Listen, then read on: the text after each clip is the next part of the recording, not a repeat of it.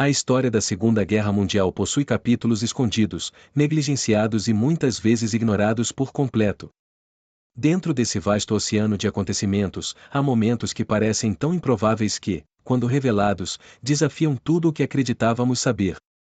Um desses momentos pertence ao Brasil, se não apenas ao Brasil, mas a uma pequena unidade da Força Expedicionária Brasileira que, contra toda a lógica, contra todos os prognósticos, e contra todas as estatísticas, realizou um feito que nem mesmo os grandes generais aliados acreditaram ser possível. Era inverno no norte da Itália. Não um inverno comum, mas o mais rigoroso em décadas. A neve não caía, Sela despencava. O vento cortava como se tivesse dentes. E a neblina se movia como se fosse um inimigo invisível, sempre pronto para engolir qualquer um que ousasse dar um passo em falso. Os americanos chamavam aquele período de The Killing Cold, o frio que matava. Os britânicos, tentando manter o humor sombrio, apelidaram de The White Coffin, o caixão branco. Já os brasileiros, bem, para eles, aquilo não tinha nome. Porque a sensação não era algo que se descrevia. Era algo que se sobrevivia. A FEB estava posicionada numa das regiões mais difíceis da linha gótica, onde os alemães haviam transformado cada colina, cada vale e cada pequena vila em fortalezas de resistência absoluta. As tropas brasileiras, recém-chegadas ao continente europeu, passaram meses sendo subestimadas, observadas com desconfiança e tratadas como mera força complementar.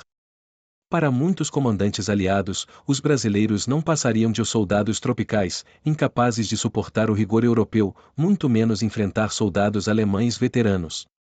Mas tudo mudaria naquela noite. Naquela operação. Naquele dia improvável em que o impossível se tornou fato. E tudo começou como sempre, com a notícia de que uma tropa americana havia sido cercada. Na madrugada de 12 de fevereiro, rádios aliados captaram transmissões desesperadas de uma companhia americana posicionada próxima à vila de Monte Castelo, o ponto mais simbólico e obstinado da resistência nazista na região. A companhia havia sido cercada durante a noite quando tropas alemãs, silenciosas e experientes, haviam se infiltrado pelos flancos. O terreno era tão montanhoso, tão íngreme, tão traiçoeiro, que reforços não conseguiam avançar. Os tanques haviam atolado. A artilharia não tinha ângulo. E o tempo estava fechando a ponto de tornar impossível até mesmo o envio de suprimentos. Os americanos estavam condenados. E foi então que os rádios aliados receberam uma resposta inesperada, uma voz carregada de sotaque brasileiro, firme e calma mesmo diante da tragédia anunciada. A FEB assume a missão. Os comandantes americanos ficaram em choque. Não havia tráfego logístico, não havia preparo, não havia qualquer razão para que uma tropa brasileira tentasse romper um cerco que nem as divisões americanas haviam conseguido atravessar. Eles não vão conseguir, se é suicídio, afirmou um comandante americano ao general que liderava o setor. Eles pediram a missão, se estão confiantes, respondeu o oficial britânico responsável. Confiança era uma palavra estranha naquela guerra. Estranha porque, naquele momento, poucos aliados acreditavam realmente nos brasileiros. Mas havia algo nos soldados da FEB que chamava a atenção, e eles simplesmente não recuavam. Não desistiam. Não importava a condição, o frio, o bombardeio, a fome, o terreno, se eles sempre davam um jeito. E naquela madrugada, liderados por oficiais que jamais seriam devidamente reconhecidos, a FEB começou a se mover. Não havia luz. Não havia mapa confiável. Não havia tempo para esperar. Mas havia uma chance, uma única chance de evitar que a companhia americana fosse completamente dizimada. E havia algo mais, havia a vontade brasileira de nunca abandonar um aliado, fosse qual fosse o custo. A marcha começou em silêncio absoluto. Os soldados brasileiros avançaram por ravinas e ladeiras que pareciam paredes. Carregando mochilas encharcadas, fuzis congelados e roupas que não foram feitas para suportar um inverno como aquele. Cada passo era uma luta contra o vento. Cada respiração parecia rasgar os pulmões. Cada centímetro adiante era conquistado com pura força de vontade. Foi então que começou o primeiro dos muitos acontecimentos improváveis da noite. Uma nevasca repentina cobriu toda a região, deixando os brasileiros completamente invisíveis, inclusive para os vigias alemães. Era como se a própria natureza os protegesse. Mas a nevasca também trazia risco. Um risco mortal. Porque ninguém conseguia enxergar um palmo à frente. E qualquer movimento em falso poderia ser o último. Os relatos dos soldados sobreviventes descrevem aquela marcha como algo surreal. Você só conseguia seguir o homem à sua frente pela respiração dele, um fiapo de vapor no ar que desaparecia em segundos. Mas todos seguiam firme. Não havia escolha. Após horas de avanço cego, os brasileiros chegaram ao pé da colina onde a companhia americana estava cercada. E foi ali que veio o choque.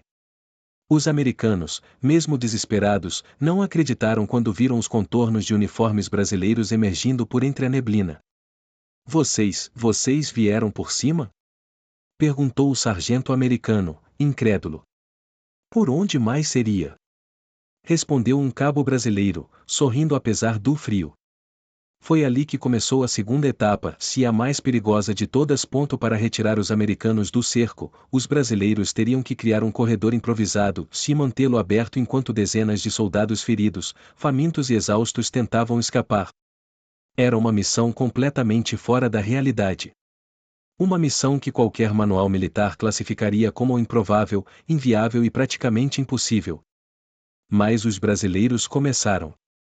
Primeiro, posicionaram metralhadoras em pontos improváveis, fendas de rochas, troncos caídos, qualquer lugar que oferecesse cobertura mínima.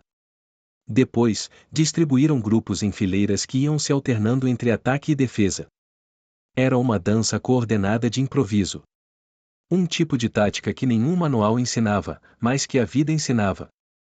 O tipo de conhecimento que só nasce quando pessoas que cresceram improvisando precisam improvisar para sobreviver. Foram minutos que pareceram horas. Horas que pareceram dias. E cada metro conquistado era pago com suor, sangue e resistência. Os alemães, percebendo que a retaguarda havia sido rompida, iniciaram um contra-ataque feroz. Mas os brasileiros resistiram. Eles não estavam lutando apenas por uma missão. Estavam lutando por algo maior, a prova definitiva de que eram capazes de enfrentar qualquer exército do mundo. Uma cena descrita em diversos relatos chama a atenção. Um grupo brasileiro segurou sozinho uma posição por quase meia hora inteira enquanto os americanos recuavam. Um deles, mesmo ferido, continuou carregando a metralhadora Browning pesada, disparando rajadas que ecoavam pelas encostas como trovões abafados.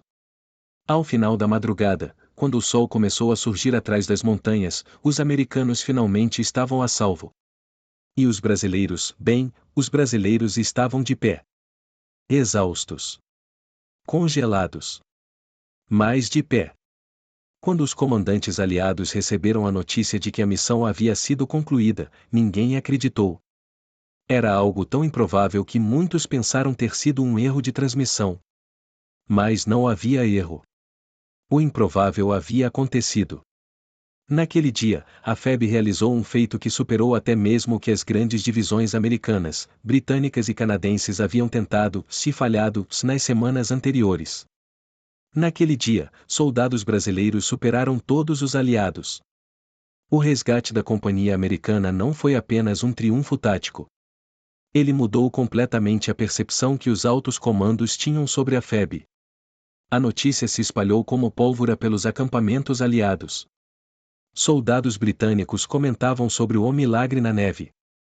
Tropas canadenses queriam conversar com os brasileiros para compreender como tinham avançado por um terreno considerado intransponível. Generais americanos exigiam relatórios detalhados para entender cada movimento realizado. E os alemães? Os alemães ficaram atônitos.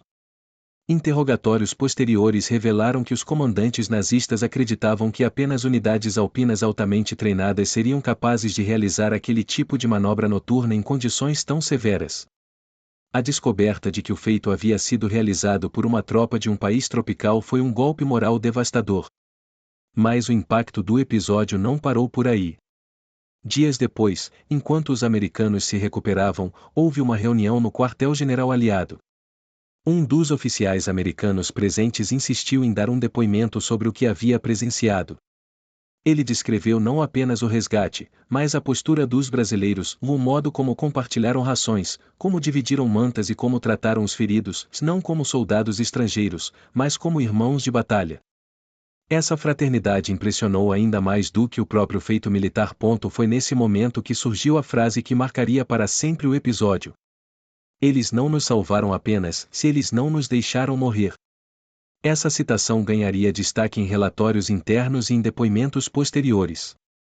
E, mesmo assim, por décadas, o feito seria silenciosamente esquecido nos livros de história. Mas o que tornava o episódio ainda mais impressionante estava prestes a acontecer. Após o resgate, a FEB recebeu a missão de capturar posições alemãs que haviam sido consideradas impenetráveis por semanas. Era uma consequência direta de sua nova credibilidade, mas também uma demonstração clara de que agora os aliados realmente confiavam, nos soldados brasileiros. Foi assim que começou a operação que mais tarde seria conhecida como o Avanço dos Improváveis. Na madrugada do dia 17 de fevereiro, a FEB iniciou o ataque a 3 posições alemãs elevadas. A operação envolvia coordenar artilharia, infantaria e apoio logístico em condições climáticas severas. O terreno era um labirinto de rochas, escarpas e vales estreitos. As posições alemãs estavam protegidas por ninhos de metralhadoras e artilharia pesada. Era uma configuração perfeita para uma defesa quase invencível. Mas os brasileiros avançaram. E avançaram com uma combinação de coragem e criatividade que surpreenderia até mesmo seus aliados mais experientes. Os relatos descrevem ataques coordenados utilizando neblina natural como cobertura. Em outros trechos, os soldados brasileiros infiltraram-se silenciosamente por rotas que os alemães acreditavam ser impossíveis devido à inclinação extrema do terreno. Em pelo menos 2 pontos, os soldados escalavam paredões de pedra utilizando cordas improvisadas. No auge da batalha, uma tempestade inesperada caiu sobre a região. Os americanos sugeriram recuar. Os britânicos argumentaram que não havia visibilidade suficiente para continuar. Mas os brasileiros continuaram. A chuva congelante transformou tudo em lama e gelo. Os tiros pareciam atravessar uma parede de vento. Os rádios falhavam. E mesmo assim, metro após metro, colina após colina, os brasileiros avançavam. Ao final do dia, as posições alemãs haviam sido capturadas. E as baixas brasileiras foram muito menores do que o esperado. Foi tão impressionante que um oficial aliado, atônito, registrou em seu relatório: a tática brasileira não estava nos manuais. Porque ela não se baseava em teoria. Ela se baseava em determinação. Esse relatório se tornaria um documento histórico, embora pouco divulgado. Mas o episódio mais marcante estava prestes a acontecer. Uma das fortalezas capturadas pela FEB continha algo inesperado: mapas, códigos e documentos alemães descrevendo a movimentação de unidades veteranas da Wehrmacht que estavam em rota para reforçar a linha gótica. Esse material, interceptado pelos brasileiros, seria fundamental para o avanço aliado nas semanas seguintes. Quando os documentos foram apresentados ao general americano responsável pela região, sua resposta ficou registrada: os brasileiros não apenas salvaram nossos homens. Eles abriram caminho para que continuássemos a guerra. Essa frase jamais se tornaria manchete.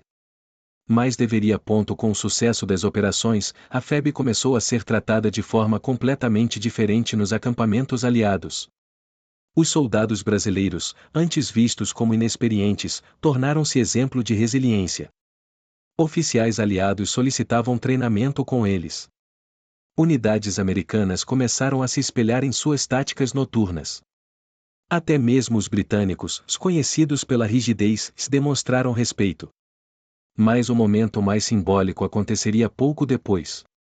No final de fevereiro, durante uma cerimônia informal, o comandante americano presente fez um discurso inesperado. Ele reuniu brasileiros e americanos e declarou: naquela noite, quando tudo parecia perdido, o Brasil nos estendeu a mão. E descobrimos que não estávamos apenas lutando com aliados. Estávamos lutando com irmãos. Foi um dos poucos discursos em que soldados americanos ovacionaram uma unidade estrangeira. Mas, infelizmente, esse reconhecimento ficaria restrito aos campos de batalha. Quando a guerra terminou, as narrativas oficiais ignoraram ou minimizaram o papel brasileiro. Os feitos da FEB desapareceram entre relatórios, cifras e interesses políticos da época. Mas a verdade permaneceu viva. E ela diz que, naquele dia, em meio ao inverno mais cruel da Itália, soldados brasileiros realizaram um feito impossível. Um feito tão improvável que nenhuma outra tropa aliada havia conseguido. Um feito que salvou vidas, mudou estratégias e escreveu um capítulo esquecido da guerra. Um feito que deveria ser lembrado para sempre. Porque naquele dia, a FEB superou todos os aliados. E deixou claro, para quem estivesse atento, que coragem não tem nacionalidade. Mas naquele episódio, definitivamente, tinha sotaque brasileiro.